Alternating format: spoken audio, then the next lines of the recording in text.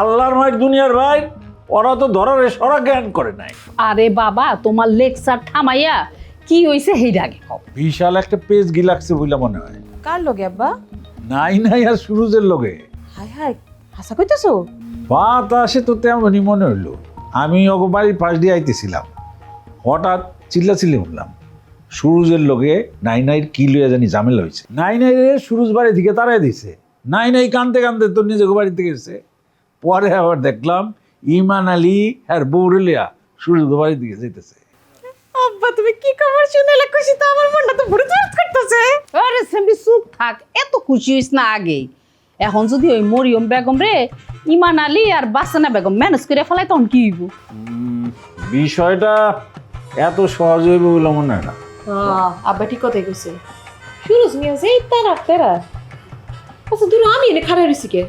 যাই কারিনা রে কি খবরটা দিয়ে আসি। যা যা, আল্লাহ যেন করে গিট্টুটা যেন একটা বলার মতন লাগে। শোনো, বসো। আমার খুব সাবধানে থাকবে, সাবধানে থাকো। বুঝছি আমি এটা।